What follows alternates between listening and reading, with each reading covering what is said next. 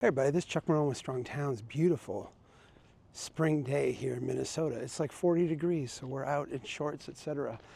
I want to talk a little bit about the tension around parking, particularly when it comes to building more housing.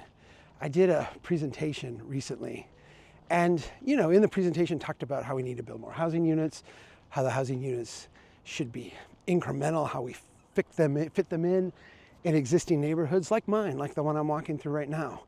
Backyard cottages, converting single family homes into duplexes, adding, accessory apartments out of those spare bedrooms, building houses in between existing houses, getting all that incremental stuff built. And there was one person in the room who got really agitated.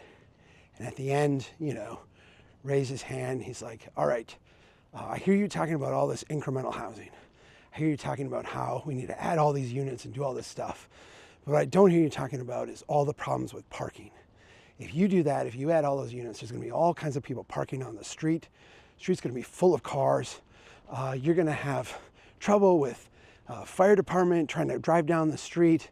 So many parked cars. You're going to get a police call. Police aren't going to be able to get through. People are going to die. Things are going to go bad. What say you?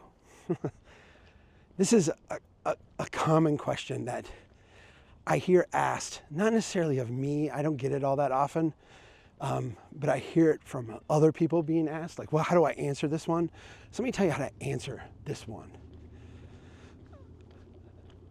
Right now, your city is broke. And I don't mean that hyperbolically. I don't mean that to just say it rhetorically. I actually mean your city has more promises that you've made than it has tax base to maintain it. You have more pipes in the ground, you have more street, you have more area to drain, you have more parks, you have more library facilities, you have more area to provide police and fire protection to than you have tax base. Your city is broke. Your city also likely has some version of a housing crisis. Not enough homes, homes too expensive, not enough turnover, not enough entry-level homes for people to be able to get a start. What I hear you saying to me by asking this parking question is that you are more sensitive to the pain of having to deal with parking congestion or lack of parking than you are these other issues. You are, in a sense, willing to not really make a lot of improvement on the housing affordability issue, not really make a lot of improvement on the budget issue, which, by the way, is going to kill you if you don't tackle it, because you're putting these obstacles in the way. We can't fix our budget if it's going to impair parking. We can't deal with housing unless it's going to impair parking. We can't, because we have this parking problem. What I'm going to say to you is there are lots of ways to address parking issues. People can walk a little bit more.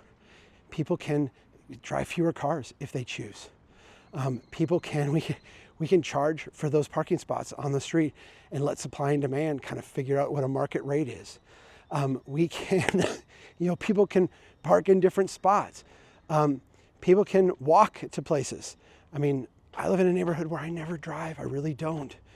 And, I live in a small town. Things are kind of spread out. I bike, I walk. What we are trying to do is just say no. To say these problems are insurmountable because they're going to change our lifestyle, change what we're used to, change the way that we operate today. Let me tell you something. Whether you like it or not, your city going broke is going to change the way you do things. Not being able to get a house, not being able to have people get into entry-level units, not being able to afford a house, not being able to afford to move, that is really changing your city in fundamental ways. And so what I hear you saying is that I just don't, I am paralyzed and unwilling to do anything. To me, that's just not a leader. It's just, that's not who I would vote for.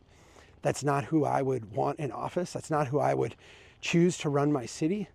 If your reaction is, we have this huge, massive budget problem, and but I can't solve it by doing anything that would create discomfort for anyone, then you're never going to solve that problem.